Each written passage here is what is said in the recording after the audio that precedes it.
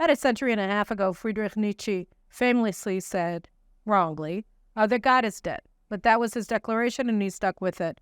I'm going to make a declaration today. In Israel, journalism is dead. And I'm absolutely certain that I'm right, and I'm sure that history is going to bear me out like Nietzsche has ever been borne out. We're going to talk about misinformation. That is a new job that Israeli media has taken on itself, and what it tells us about the nature of the times in which we live, as everybody stands on the street screaming about democracy, in my cold open today. Stay tuned.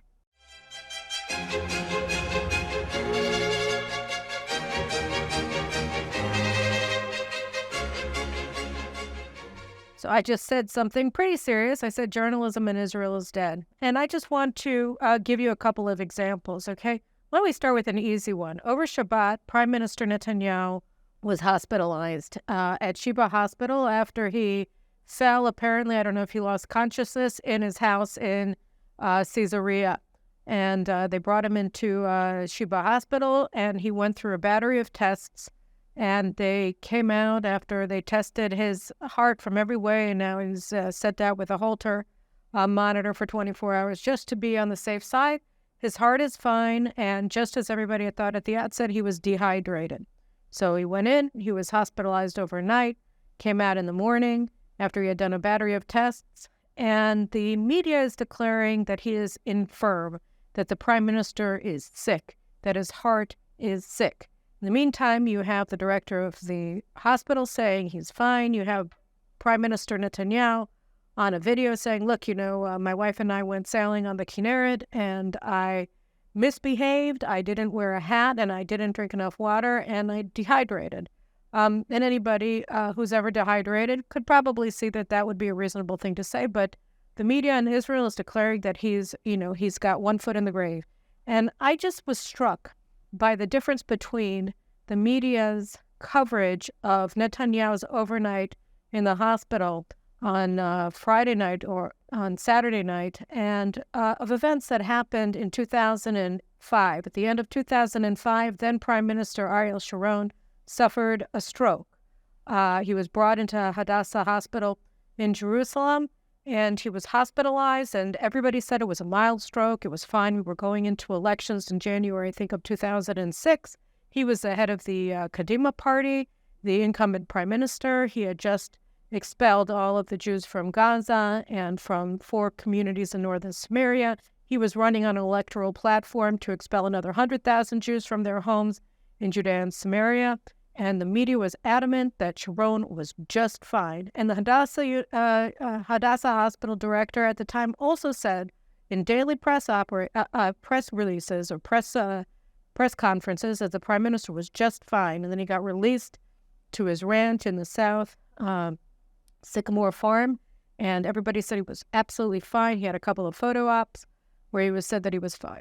And I remember at the time I was talking to cardiologist. I was actually in the United States, and the cardiologist in question was my father.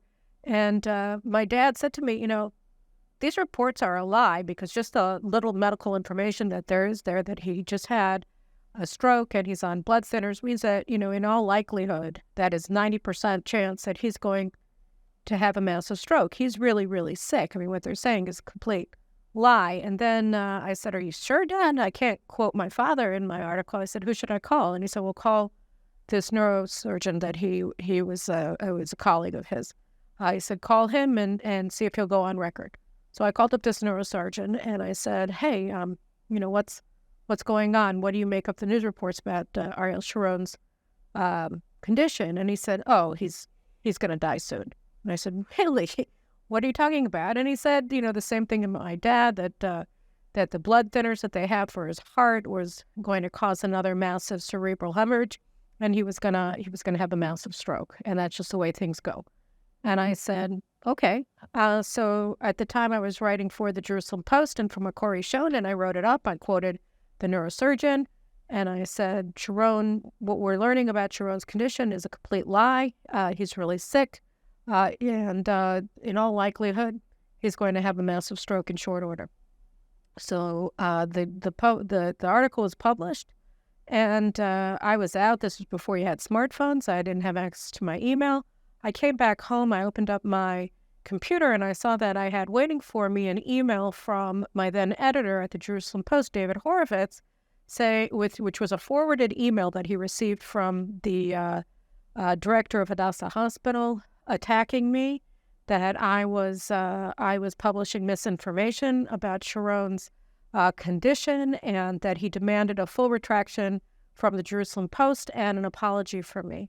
And before I had a chance to even sort of, assess what I had just received and, how was I supposed to do, and call up my father and say, what did you just get me in trouble, etc.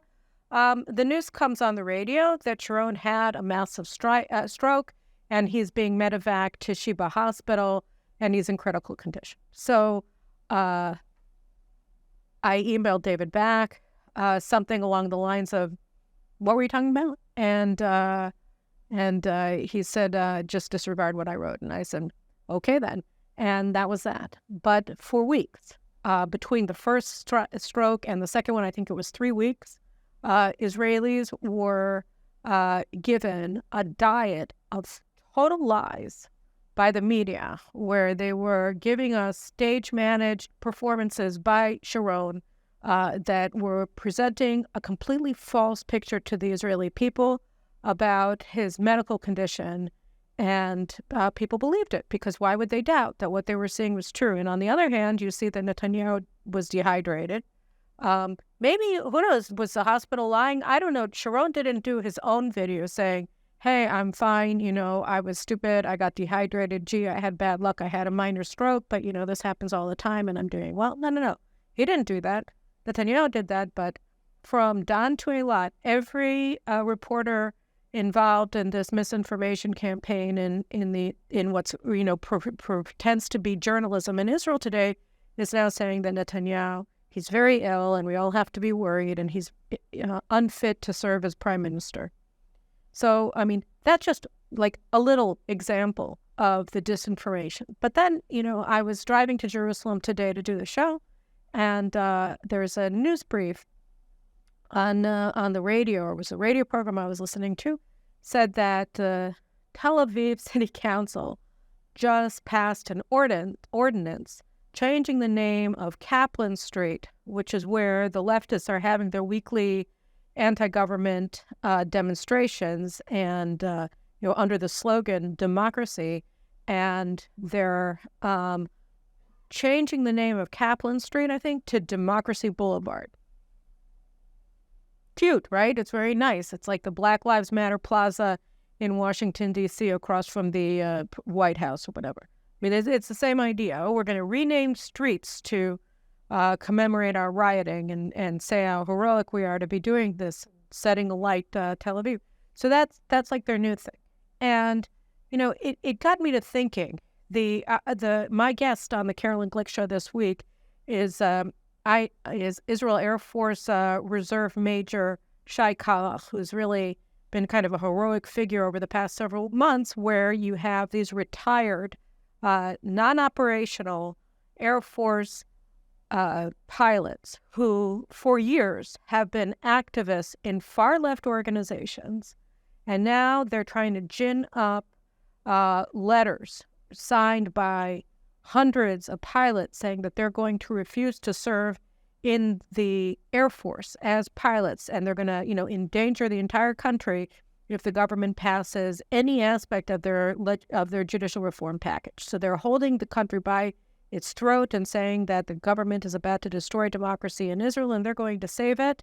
And I'll just give you a quote from this one fella, retired Brigadier General Air Force pilot Relik Shafir. He was on the radio yesterday, and he was explaining how heroic they are. He said, Kacha, as pilots, we and other warriors have always stood and will always stand on the line against the enemy. This time, the enemy is internal, and we as pilots, who were the first to contend with the danger in the past, wherever it was, today we are standing on the front against the internal danger that intends to transform Israel from a democracy to a dictatorship. So there you go. Frontline troops in the war for democracy in Israel are a bunch of retired Air Force pilots. They know better than the voters of Israel that gave 64 mandates to the governing coalition to implement the platform it ran on, which is judicial reform and limiting the currently unlimited powers of the Supreme Court and the state prosecutors in order to enable governance of this country, which they've been undermining in order to advance their ideological objectives. So they're saying they are the warriors, and the enemy, I'm pointing at myself, are people like me, people like Prime Minister Netanyahu, right, who ran on these platforms, he and his government received the confidence of voters, 64 out of 120 mandates in the Knesset in order to advance the reform agenda of the judicial system. And for that, they are under assault. So that's what we're seeing today, right now. And they're getting squares named after them, right? Democracy Square. And we have to take these things seriously, because you have a bunch of old pilots who have not been operational for decades. And they are threatening the national security of Israel. They're saying that pilots are not going to agree to be called up to duty. We're not going to have a battle-ready Air Force. And now, I talked about this in my cold open last week, right? That Hezbollah is literally climbing up on the fences of the borders, crossing them. They put a tent in Israeli territory. They're threatening, and war is coming. And at this moment, at this juncture, we have these 80-year-old former pilots who are going on the news, and they're political activists. To be clear, they've been at this game since 2019, right? They are radical leftist activists, and they are trying to incite a rebellion among the standing army and among the active reservists, or at least among active reservists, not to serve the country, not to protect our kids. So that's what's going on. We're going to talk about that with Shai Kalach. But this is all supposedly in the name of democracy. They are the ones who have to decide. It's really in the name of a military coup. And everywhere you turn, you see that the media is referring to a completely legal and totally legitimate legislative agenda of an elected government as a regime change, as a coup, as a revolution. And they use all of these terms in order to scare the public. And for many, particularly around Tel Aviv, it's working. They're absolutely certain that what's happening here is just the worst, most destructive thing. And Israel, as we know it, is about to be destroyed. Women are going to be put in chains, right? And there's going to be no checks and balances on an out-of-control dictator who, as I said just before, is dying, right? And therefore, all they can do in order to save the country is to destroy the IDF, is to destroy, on the eve of war with Hezbollah, is to take apart the IDF, dismantle it, right? Not show up to reserve services. That's what they're saying. And they're calling themselves democracy activists, and they're calling the place where they gather, right, to talk about how the democratically elected government of Israel is illegitimate and its legislative slate of reforms is illegitimate because they didn't vote for it. No, they voted against it and they lost, right? That they're saying that that's going to transform Israel into a tyranny. And that is what the press is reporting on a daily basis. That's what we're getting everywhere, that these people are democracy activists and that people who oppose them are these atavistic, fanatical nutjobs who want us all to be controlled and ruled by religious law, which, by the way, they're completely unfamiliar with. But, if you just read the Bible, you see that the source of the concept of human rights is the Bible. But leaving that aside, and pretending that the Bible really is this horrible book that, enslaves women and forces children into I don't know what, nobody's calling for that anyway. It's all a lie. It's all a lie. And, democracy, they want, when what they're trying to do is destroy democracy, say that there's absolutely no value to the votes that people cast in the election, that the only thing that matters is what a junta of pilots and special forces operators think.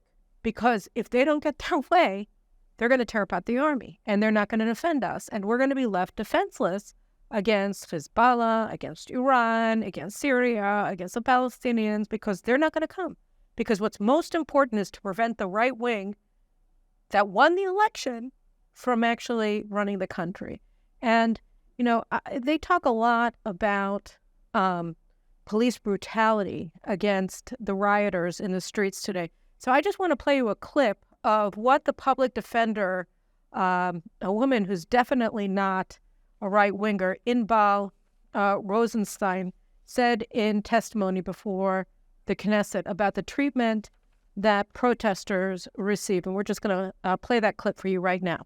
אנחנו הבחנו במעצרים שניתן לכנות אותם שיפוט באופן קולקטיבי. ראינו שהעצורים כשיטה מובאים בקבוצות לדיון בבקשות המעצר. אנחנו ראינו שכנגד חלק מהם, מרביתם אפילו, קיימת תשתית ראייתית חלשה ביותר למעורבות של ממש באלימות או בהתפרעויות.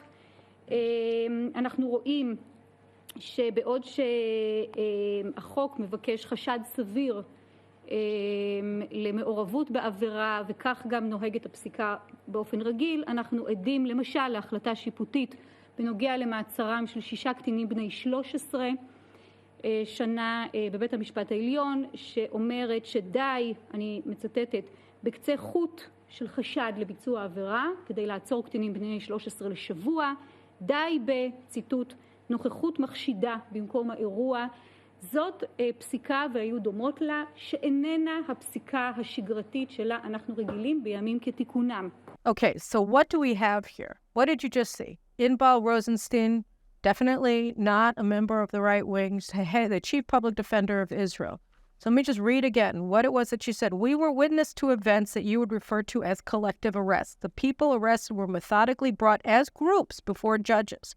Then she goes on and she talks about what they did to children, what they're doing to children.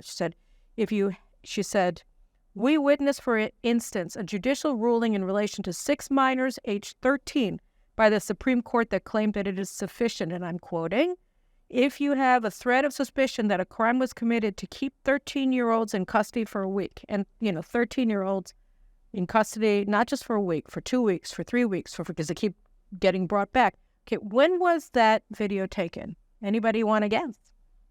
You think it was taken last week?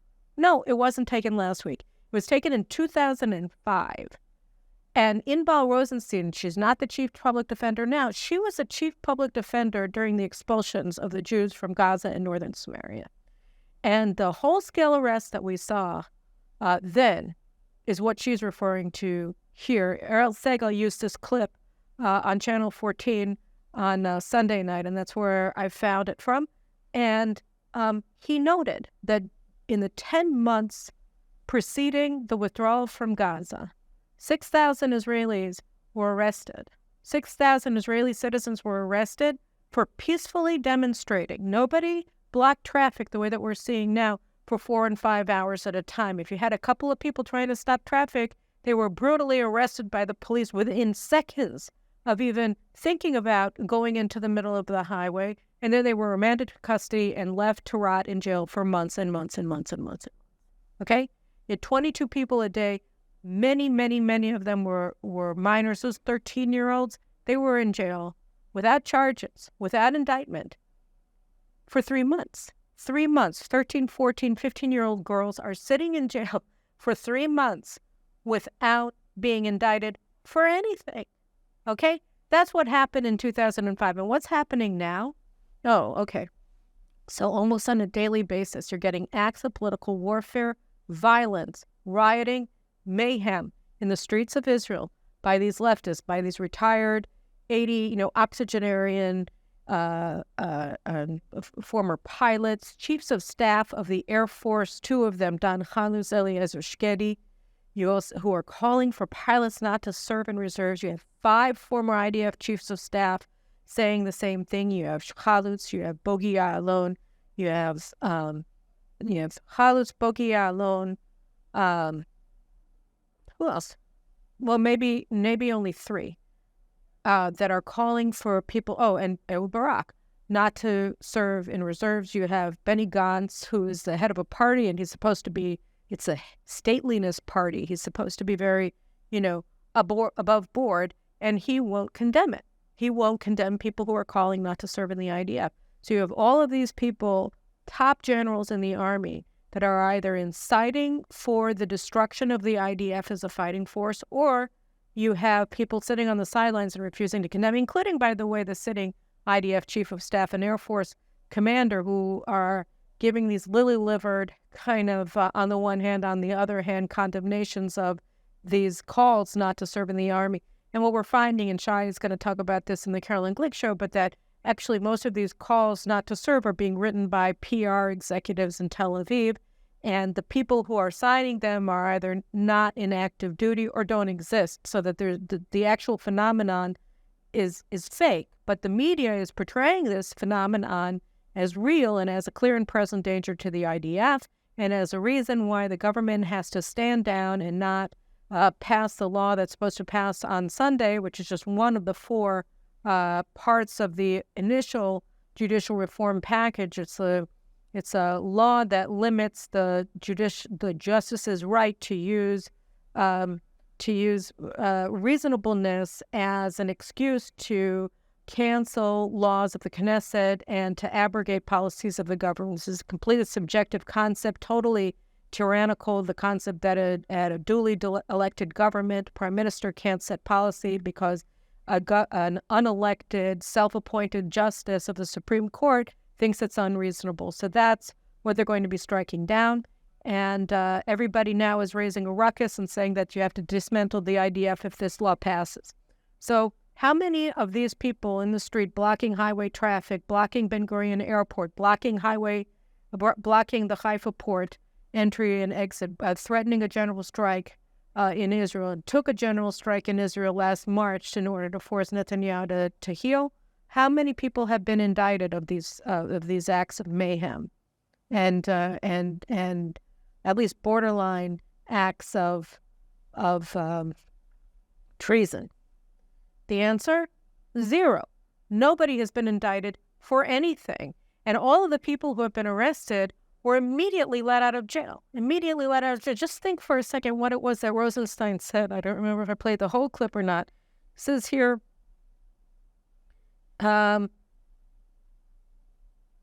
we saw something very blatantly. There were a lot of judicial decisions that where prolonged incarceration and incarceration through the end of the trial was done as a form of deterrence to warn others off of participating in demonstrations.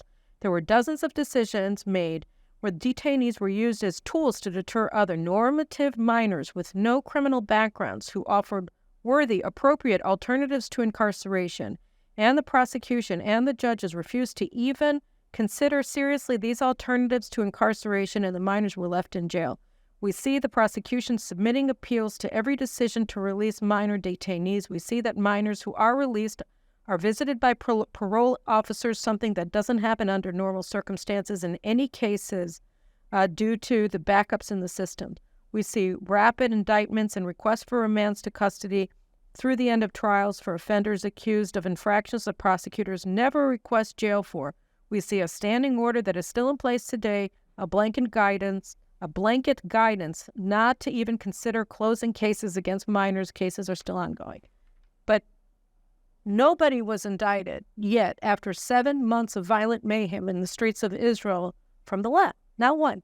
Not one. And everybody is left out of jail usually the same day that they're arrested.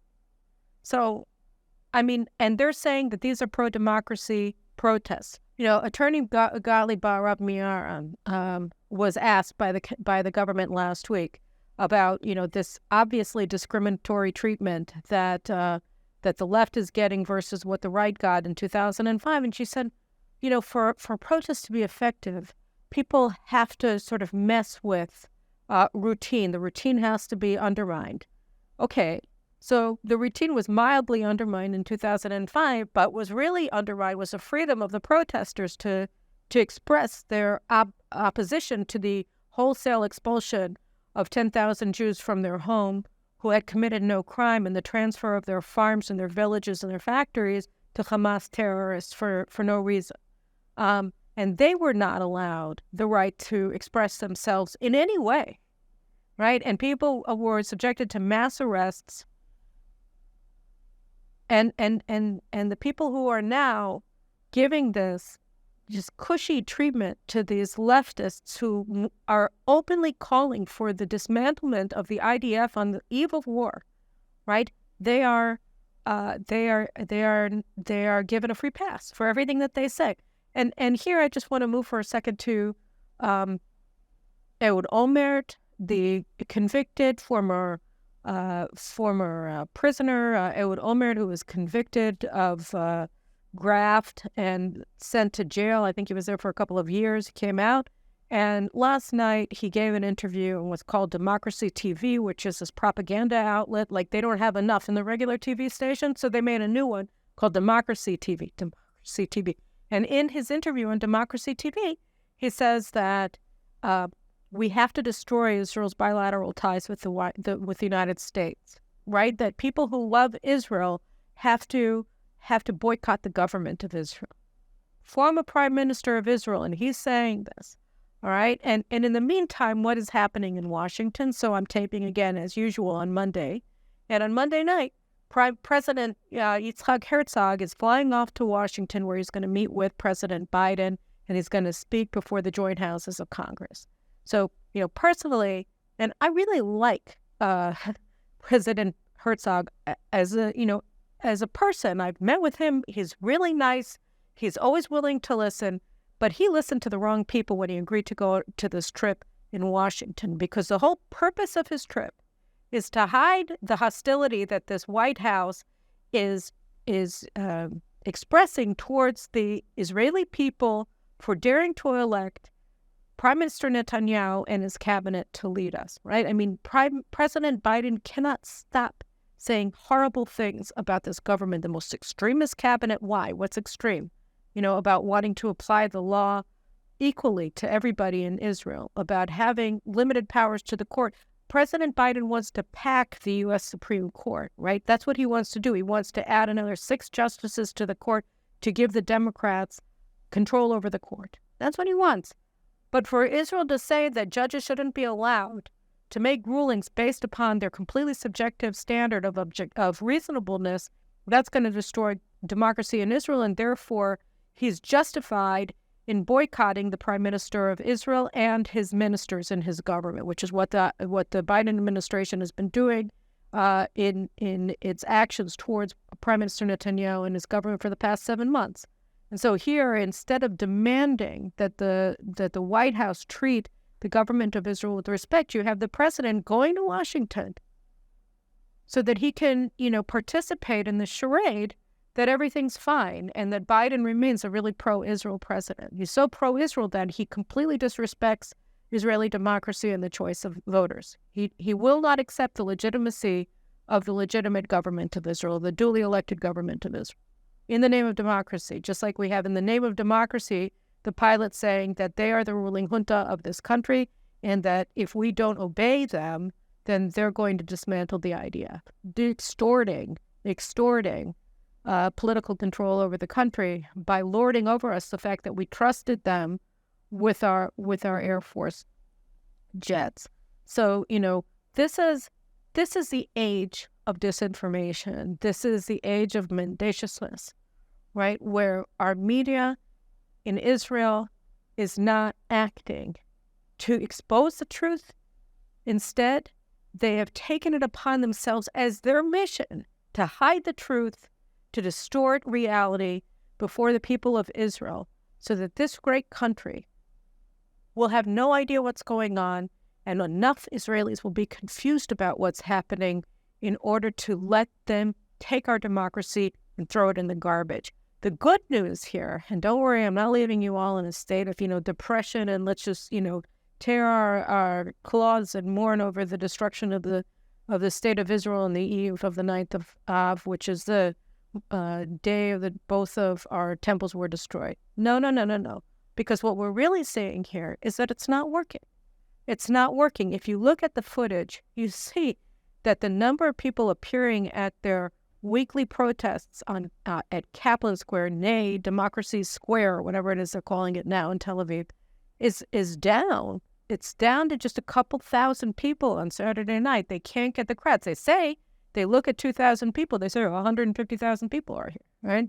They do the tight angled cameras so that you can't see, or they stand 10 meters apart so that it looks like, there are more people, and throw down a couple of flags on the ground to make you think that there's more people there than there actually are.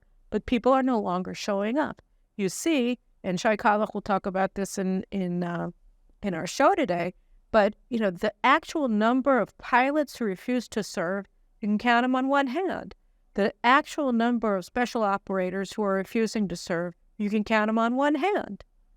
And again, we are just being fed, spoon-fed, IV-fed disinformation, the likes of which we've never seen before in Israel. We've seen a lot of disinformation in this country over the years.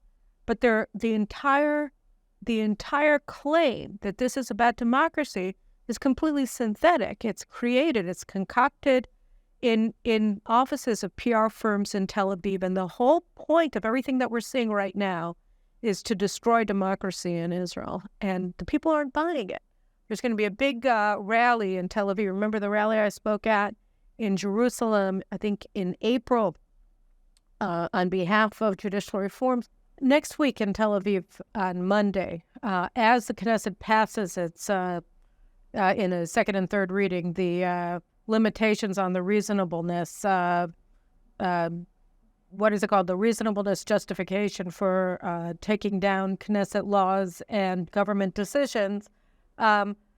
The left is threatening a general strike. They're threatening, again, to destroy the army, to take it apart. 20,000 people are going to be, signing petitions saying that they're not going to serve, et cetera, et cetera, et cetera.